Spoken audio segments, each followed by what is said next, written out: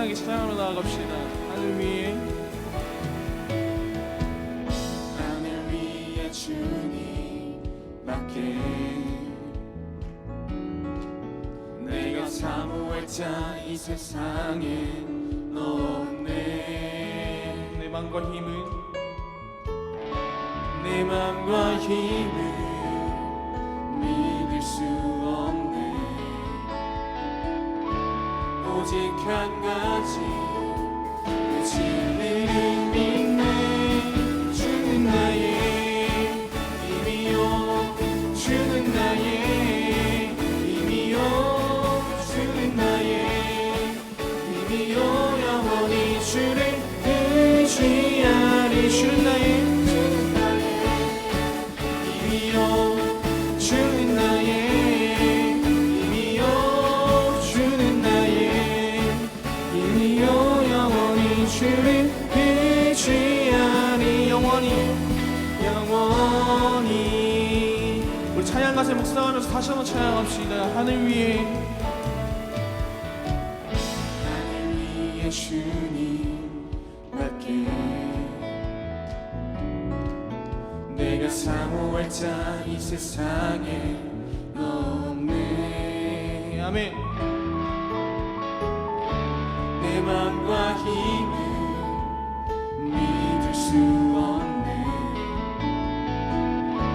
오직 한 가지 그 진리를 믿네. 주는 나의 힘이요, 주는 나의 힘이요, 주는 나의 힘이요. 영원히 주를 의지하리. 주는 나의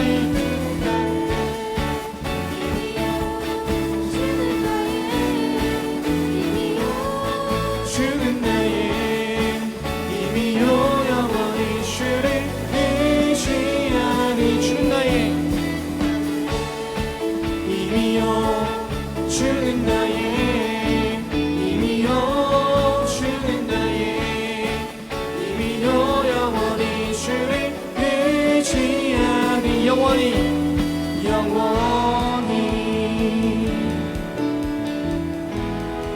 내 맘과 힘을 내 맘과 힘을 믿을 수 없네. 오직 한 가지 그 진리를 믿네. 주님 우리의 힘이 되십니다. 힘이요, 주는 나의 힘이요. 영원히 주를 의지하리. 주는 나의 주는 나의 힘이요, 주는 나의 힘이요. 영원히 주를 우리 마지막 다시 한번 찬양합시다. 주는 나의 힘이요. 아멘. 주는 나의 힘이요. 영원히 주를 의지하리. 영원히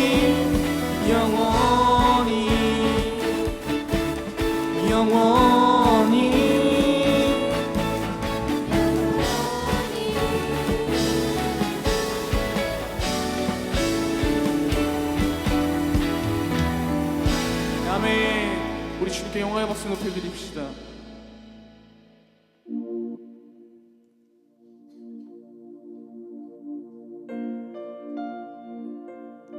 우리 이 시간 다시 한번 찬양하길 원하는데요, 우리 위대하신 주님만을 우리가 높이겠다고 우리가 바라보면서 우리 이 시간 다시 한번 더 찬양하며 나아갑시다.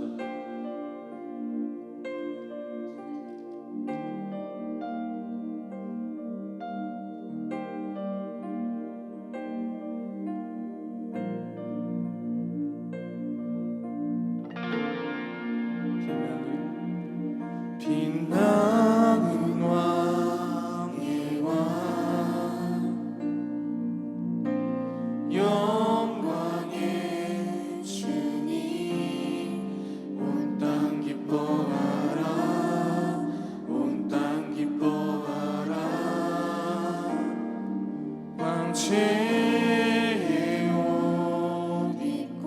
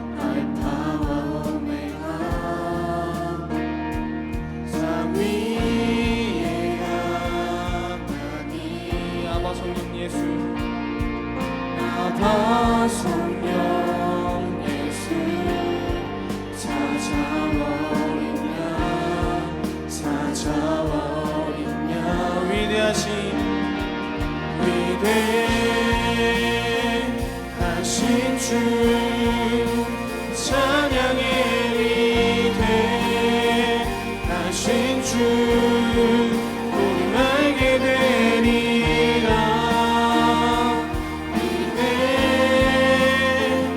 위대하신 주 오늘 다시 한번 찬양합시다. 위대하신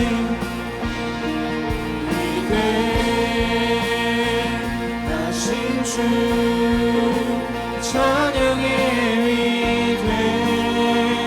위대하신 주 모두 알게 되리라. 위대하신 주 아멘. 모든 이름 위에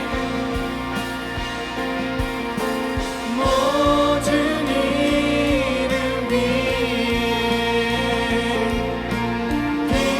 뛰어나신 이름 나 찬양해. 위대하신 주 아멘. 모든 이름 위에 모든 이름 위에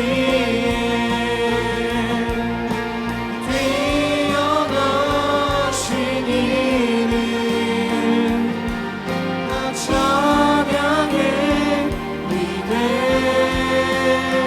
위대하신 주 아멘. 우리 목소리 찬양합시다. 위대하신 위대하신 주 찬양의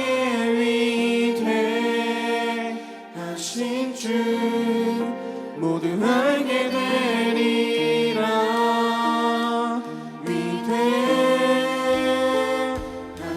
주 다시 한번 찬양합시다. 위대하신 주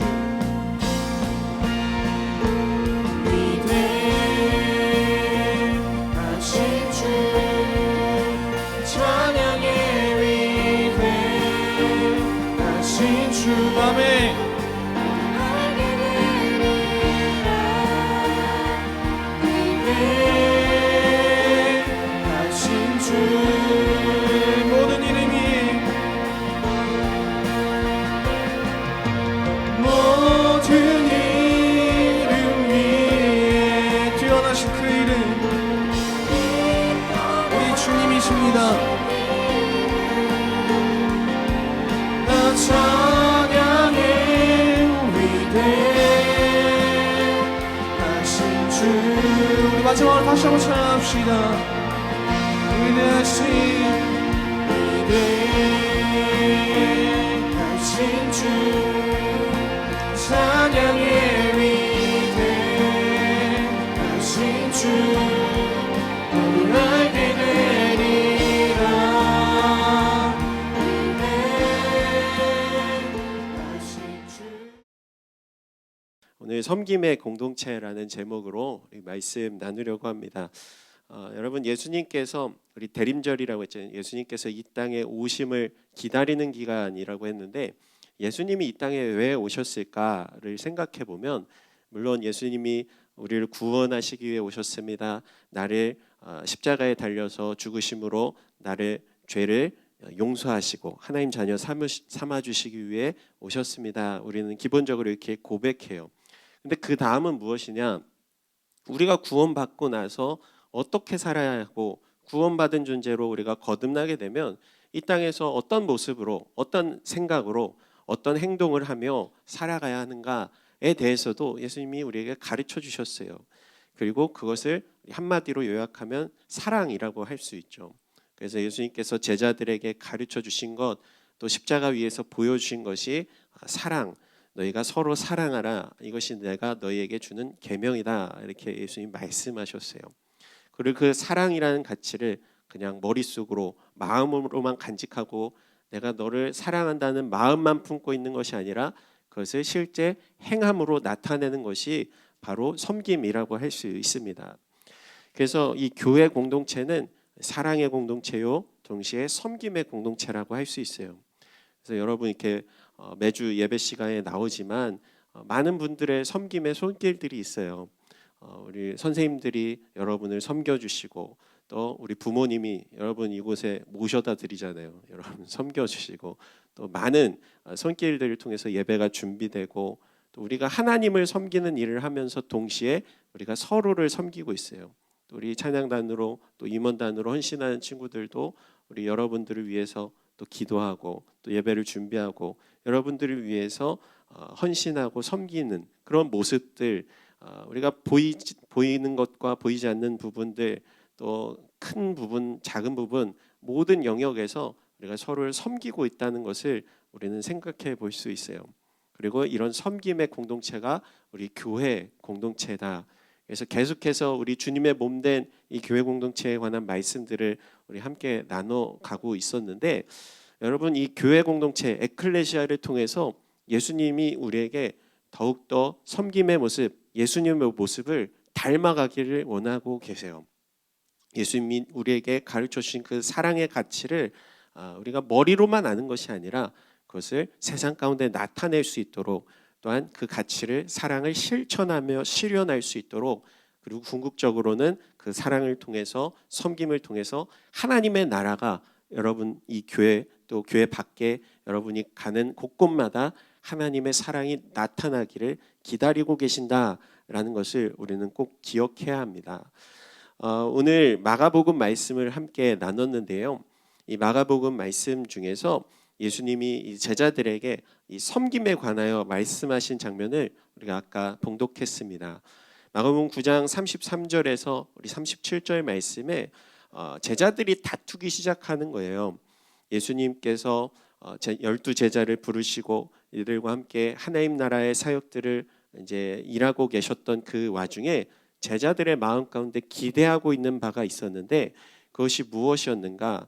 오늘 말씀 속에서 우리의 섬김의 모습, 주님께서 원하시는 모습들을 함께 살펴보면서 우리에게 내려놓아야 할 것, 또 붙잡아야 할 것들을 함께 생각해 보기 원합니다. 9장 33절, 34절 말씀 같이 한번 읽어볼까요? 그들이 가버나움으로 갔습니다. 예수께서 제자들에게 물으셨습니다. 오는 길에 너희끼리 왜 논쟁했느냐? 그러자 제자들은 말이 없었습니다. 그들은 길에서 누가 가장 큰 사람이냐 하는 문제로 다투었기 때문입니다. 예수님께서 제자들과 함께 사역을 하시고 많은 병자들을 고치시고 또 하나님 나라에 대해서 가르치시고 하던 와중에 제자들의 마음 가운데는 어떤 기대하는 것들이 있었어요. 무엇을 기대했냐면, 예수님께서 이 땅에 분명히 왕이 되실 텐데, 굉장히 높은 자리에 오르실 텐데, 우리가 그 예수님의 최측근이네. 그럼 예수님께서 그런 높은 자리에 오르셨을 때 혹은 왕이 되셨을 때 우리는 어느 자리에 앉을까? 그런 것들을 내심 기대하고 있었던 것 같아요. 그래서 제자들끼리 이제 가버나움으로 가는 길에 싸우기 시작하죠. 누가 예수님과 가장 가까운 사람이 될까? 누가 더 높은 사람이 될까? 이 12사람 중에서 누가 더 뛰어난 사람인가 하는 것들을 다투기 시작했던 것 같아요. 그런 거 예수님께서 오늘 이 33절, 34절에서 이들의 모습을 기억하시고 지적하시는 거죠. 오는 길에 너희끼리 왜 논쟁했니? 왜 다퉜니? 그래서 이 34절에 기록되어 있죠. 그들은 길에서 누가 가장 큰 사람이냐 하는 문제로 다투었기 때문이다, 이렇게 얘기하고 있어요. 여러분, 우리도 예수님을 따르는 사람들, 예수님의 제자된 존재들로 우리가 함께 살아가고 있는데, 우리도 내심 교회 공동체뿐만 아니라 세상을 살아가면서 기대하는 바가 있을 거예요. 내가 주님을 믿으면, 내가 하나님을 믿는 하나님의 자녀인데, 내가 이 세상 가운데 주님을 믿기 때문에 더 높은 자리에 오르지 않을까? 내가 이 교회에서 혹은 직장에서 더 뛰어난 지위, 위치에 올라가서 더 많은 것들을 누리는 그런 복을 받지 않을까? 이런 것들을 내심 기대하곤 합니다. 또 대학 진학을 준비하는 친구들도 더 높은 혹은 성공한 그런 삶을 살기 위해서 부단히 노력하는 그런 모습들이 우리 내면에 있잖아요. 또 이 제자들뿐만 아니라 제자들의 학부모님께서도 그런 것들을 요청하셨던 장면이 마태복음 20장에 기록되어 있어요. 마태복음 20장 20절과 21절에 세베대의 아들들 야고보와 요한이거든요. 이 야고보와 요한의 어머니가 이 야고보와 요한을 데리고 예수님 앞에 무릎을 꿇고 간청했대요. 21절에 예수님이 물으시는 거예요. 무엇을 원하느냐? 그 여인이 대답했습니다. 주의 나라에서 제 두 아들 중 하나는 주의 오른편에 하나는 왼편에 앉게 해주십시오. 그러니까 이 학부모님께서 지금 로비를 하고 있는 거예요. 예수님께. 주님께서 저희 자식들, 저희 두 아들들 주님 다음으로 이제 옛날 조선 시대로 치면은 좌의정 우의정이잖아요. 하나는 우편에 하나는 좌편에 앉게 해주세요. 이렇게 간청하는 장면이 기록돼 있어요. 여러분 물론 이런 모습들 내 자식이 남들보다 잘 되고 또 더 크게 되고 높아지고 이런 마음들 모습들 우리가 부모가 되어도 분명 이런 마음을 갖게 될 것입니다. 여러분 부모님께서도 사실 그렇잖아요. 내 자식이 잘 되기를 원하고 바라고 내 자식의 인생이 잘 풀리기를 원하고 또 자녀들뿐만 아니라 나 자신, 나 스스로를 보더라도 내 인생이 더 잘 되고 더 높아지고 더 성공한다면 그만큼 더 좋은 것들이 없을 거예요. 그런데 여러분 이러한 마음들이 자칫 주님께서 원하시는 그 마음과 동떨어진 마음이 될 수 있다는 것을 우리는 주의해야 합니다. 그리고 이런 것들이 어디에서 비롯되었는가를 함께 생각해 봐야 하는데 이런 누구보다 다른 사람들보다 내 자녀가 혹은 내가 더 높아지기를 원합니다. 더 뛰어나기를 원합니다. 하는 마음들은 타인과 비교하는 그런 비교 의식에서 비롯된 경우가 참 많이 있어요. 근데 여러분 이런 비교 의식은 필연적으로 죄로 이어지게 됩니다. 성경의 가장 최초의 살인 사건이 이제 가인과 아벨, 형이었던 가인이 동생 아벨과 서로를 비교하기 시작하면서 이 살인이 시작됩니다. 가인이 또 아벨이 하나님 앞에 각자의 제물을 올려드려요. 아벨은 양을 잡아서 드리고 가인은 자신이 농사지은 농작물을 가지고 하나님 앞에 제사를 드리게 된 예배를 드리는데 하나님께서 형 가인의 예배는 받지 않으시고 동생 아벨의 예배만 받으십니다. 구체적으로 왜 받으셨고 받지 않으셨는지는 기록되어 있지 않아요. 그런데 이 하나님께서 아벨의 제사를 받으시는 그 모습을 보면서 형이었던 가인이 그 마음 가운데 분노, 적개심, 비교의식이 가득 채워지기를 시작합니다. 그래서 결국은 이 마음을 컨트롤하지 못하고 동생 아벨을 죽이는 결과로 벌어지게 되는 거예요. 여러분 아벨이 형에게 그 어떤 잘못을 저지른 것도 아니었고 그 어떤 피해를 끼친 것도 아니었지만 가인이 품었던 그 비교의식, 동생보다 내가 못한 존재라고 동생보다 내가 더 뛰어나지 않은 존재라고 하나님이 나보다 내 동생을 더 우월한 존재로 받아주신다고 하는 그런 비교의식으로 인해서 살인으로 번지게 된 거잖아요. 왜 내가 2등이야? 왜 내가 저 아벨이 없어지면 내가 1등이잖아. 그런 마음. 그리고 그 위에 아담과 하와에게서 벌어졌던 선악과 사건도 사실 비슷한 비교의식에서 비롯됐다고 할 수 있어요. 뱀이 하와에게 뭐라고 유혹하냐면 너희도 하나님처럼 될 수 있어. 이 선악과 열매 먹으면 너희도 하나님처럼 될 수 있어. 반대로 뭐예요? 너희는 지금 하나님보다 못한 존재들이야. 하나님과 비교했을 때 훨씬 더 열등한 존재들이야. 그러나 저 선악과 열매를 먹으면 너희도 하나님처럼 될 수 있어. 뭐예요? 하나님과 인간을 비교하는 그 비교의식에서 벌어지게 된 사건이었다는 것입니다. 여러분 선악과를 먹은 이 사건은 단순히 호기심에 의해서 저 열매 따먹으면 어떨까 하와가 저질렀던 그런 일이 아니었어요.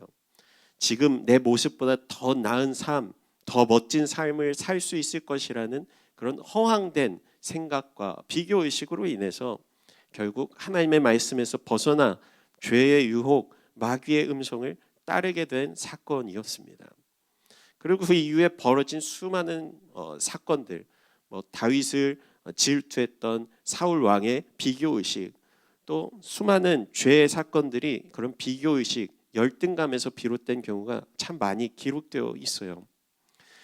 여러분 세상은 지금도 여전히 여러분에게, 우리에게 더 높고 더 좋은 것들을 끊임없이 바라보게 만듭니다. SNS에 인스타그램 이렇게 열어보면은 수많은 뭔가 화려한 삶, 더 대단한 삶, 더 위대한 삶의 이야기들이 쏟아져 나오면서 나도 저 사람처럼 될 수 있지 않을까, 내가 저 사람보다 부족한 게 뭘까 하는 것들을 끊임없이 주입하는 시대예요. 그러나 이들이 이야기하는 것, 남들보다 더 잘 살고 남들보다 더 뛰어난 것, 그것이 성공이라 말하면서 너희도 성공해야만 해, 너희도 저 잘 살아야만 해 라는 생각을 끊임없이 갖게 만들지만, 그러나 우리가 잘 알다시피 인간이라는 존재는요, 가지면 가질수록 공허하고 얻으면 얻을수록 더 허기진 것이 우리 인간의 본성인 거예요. 여러분, 예수님을 따르는 길은 이러한 비교 의식을 내려놓고 더 나아가서 심지어는 나의 것을 포기하고 버리는 것으로부터 시작된다고 할 수 있습니다. 마태복음 16장 24절에 예수님이 누구든지 나를 따르려거든 자기를 부인하고 자기 십자가를 지고 따라야 한다, 이렇게 말씀하셨어요. 그러니까 내가 다른 사람들보다 더 많이 가지고 더 누리고 더 성공하는 그런 삶이 십자가의 삶이 아니라 더 내려놓고 더 포기하고 나를 심지어는 부인하고 부정하는 그런 것이 주님을 따르는 십자가의 삶이다. 그리고 예수님께서 십자가에서 죽으신, 생명을 내어주시고 모든 것들을 내려놓으신 그 사건을 우리는 십자가에서 볼 수 있는 거예요.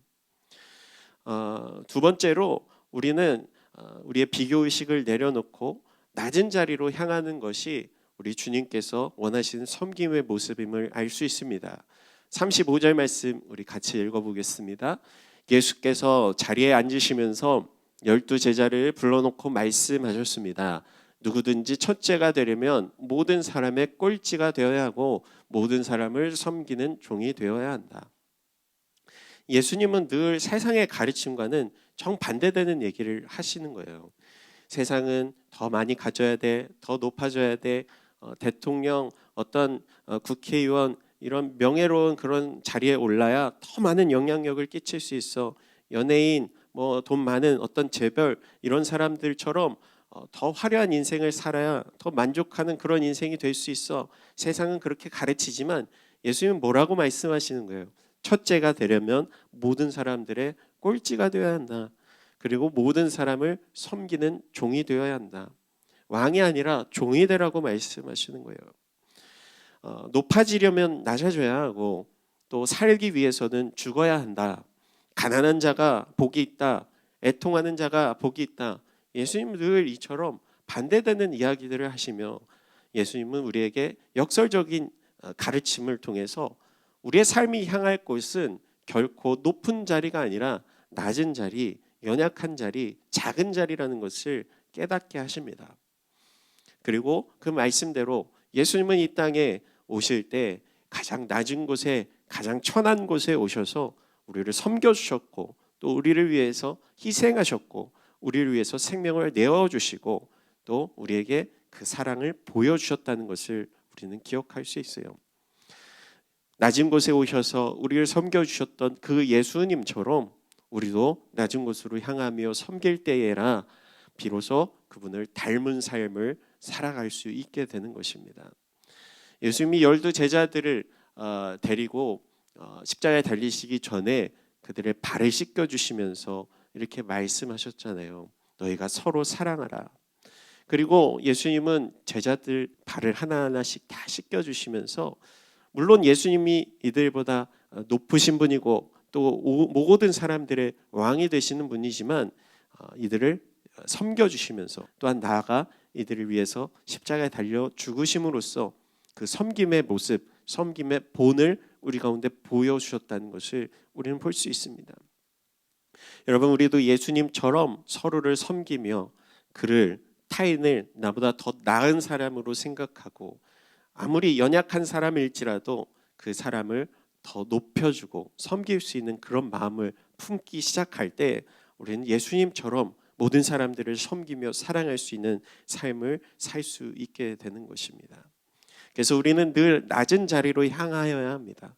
높은 자리를 꿈꾸며 뒷사람, 낮은 사람, 연약한 자들을 바라보지 않고 더 높은 곳, 더 위대한 곳만 향하는 그런 모습이 아니라 주님이 계신 그곳, 주님께서 원하시는 그곳, 주님께서 부르신 그 자리로 늘 향하는 낮은 자리를 향하는 우리의 마음이 되어야 함을 여러분 꼭 기억하시길 소망합니다. 그리고 마지막 세 번째는 작은 사람을 섬겨야 한다는 거예요. 36절, 37절 말씀 우리 같이 읽겠습니다. 예수께서 한 어린아이를 데려와 그들 가운데 세우셨습니다. 그리고 아이를 팔로 껴안고 제자들에게 말씀하셨습니다. 누구든지 내 이름으로 이런 어린아이 하나를 영접하는 사람은 나를 영접하는 것이고 누구든지 나를 영접하는 사람은 나를 영접하는 것이 아니라 나를 보내신 분을 영접하는 것이다. 예수님께서 이 제자들에게 섬김에 대해서 가르치시다가 옆에 있던 어린아이를 하나 데려와서 이렇게 말씀하시는 거예요. 누구든지 나의 이름으로 이런 어린아이 하나를 영접하는 것이 곧 나를 영접하는 것이다. 무엇을 얘기하는 걸까요? 가장 작은 사람, 가장 연약한 사람, 가장 무시받고 홀대받는 그런 영혼까지도 품는 그 마음이 진정한 섬김의 모습이라는 것을 우리 가운데 가르쳐주고 계십니다. 예수님을 믿지 않는 사람들도 섬김이라는 가치를 실천해요. 그러나 대부분의 세상 사람들은 강하고 힘있고 높은 지위에 있는 사람들을 섬기는 그런 모습을 볼 수 있어요. 작고 연약하고 별 가치 없게 느껴지는 사람들에게는 그렇게 관심을 갖지 않고 오히려 하대하며 무시하는 경우도 더러 볼 수 있습니다.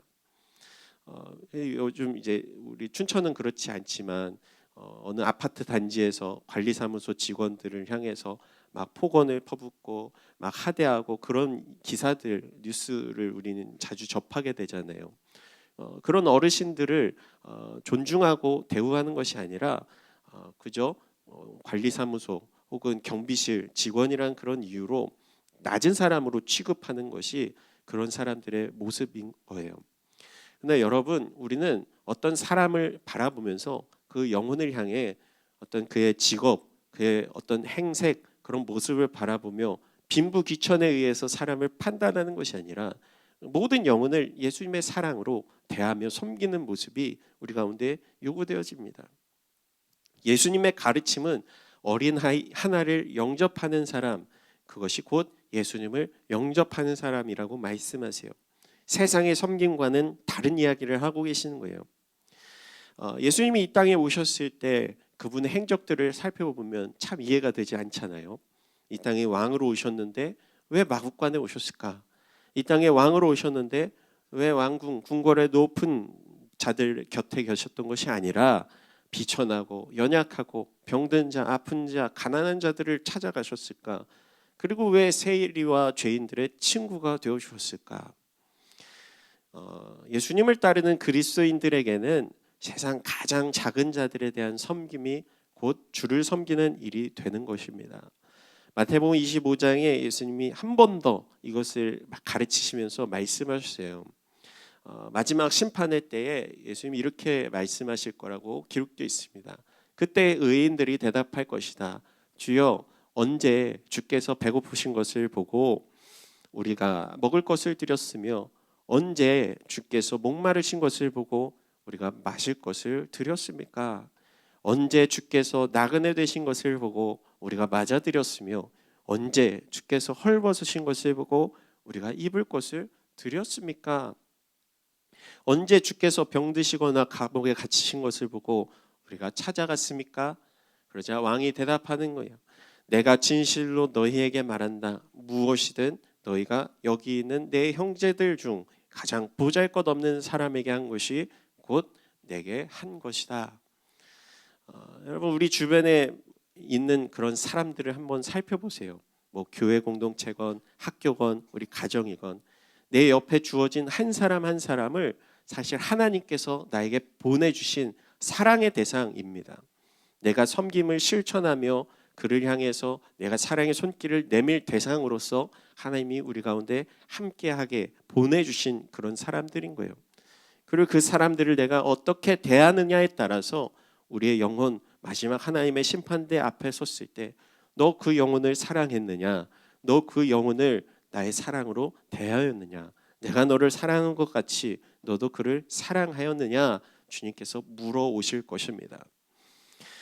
여러분, 우리는 예배를 통해서 하나님을 섬깁니다. 주일 예배, 새벽 뭐 금요 수요 예배 이런 많은 예배 시간 교회에 와서 하나님을 예배하는 그 행위를 통해서 하나님을 섬겨요. 그리고 교회 밖에서는 세상에 나아가서는 이웃을 향한 사랑, 이웃을 섬기는 그 일을 통해서 하나님을 섬기는 그런 존재들입니다. 주님은 교회된 우리가 세상에 나가서 작은 자들을 섬기며 주의 빛을 나타내기를 원하고 계세요. 마태복음 5장 14절 우리 같이 함께 읽겠습니다. 너희는 세상의 빛이다. 산 위에 세워진 도시는 숨겨질 수 없다. 하나님은 우리가 세상 가운데 빛이 되기를 원하세요. 이제 예수님께서 우리 가운데 세상의 빛으로 오셨다라고 요한복음에 기록되어 있잖아요. 과학 시간에 여러분 배웠어요. 발광체, 또 반사체 이런 것들. 근데 우리는 반사체 같은 존재들이에요. 태양과 같은 존재가 아니라 달과 같은 존재들이에요. 무슨 말이냐면 예수님이 반짝반짝 빛나는 그런 빛이시라면 우리는 예수님의 그 빛을 세상 가운데 반사시키는 그런 존재들이라는 거예요. 내가 빛나고 내가 영광받고 내가 스타가 되는 것이 아니라 주님의 빛을 세상 가운데 내가 전파하고 증거하면서 세상을 주의 빛으로 밝히는 것. 그리고 그 빛을 밝히는 방법과 방식은 우리의 섬김을 통해 우리의 사랑을 통해서 세상 가운데 나타나게 되는 것입니다. 여러분, 주님은 오늘도 우리가 서로를 사랑하고 섬기며 주의 사랑을 이 교회 공동체와 또 세상 가운데 밝히 드러내고 나타내기를 기다리고 계십니다. 여러분이 주어진 곳, 여러분의 주어진 공동체, 여러분의 학교, 가정, 학원 그 어느 곳에 가든지 내가 예수님을 믿습니다. 주님의 사랑을 입은 자입니다. 라는 믿음의 고백으로 세상 가운데 그 사랑을 전할 수 있는 우리 믿음의 사람이 되기를 소망합니다. 여러분, 대림절입니다. 예수님께서 이 땅에 오신 것을 우리 늘 기억했으면 좋겠어요. 그분은 우리를 섬기기 위해 오셨다라고 말씀하셨어요. 주님이 이 땅에 우리를 섬기기 위해서 우리에게 사랑을 주시기 위해서 오셨듯이 이 대림절 기간 주님을 기다리며 주님, 저도 세상 가운데 주의 사랑으로 섬기는 존재가 되기를 원합니다. 주의 그 십자가의 사랑을 기억하며 나도 서로 사랑하는 그런 존재가 되게 해주세요. 우리 특별히 드림교회 공동체가 섬김의 공동체가 되기를 원합니다. 우리 기도하며 결단할 수 있는 우리 대림절 기간이 되기를 우리 주님의 이름으로 소망하고 축복합니다.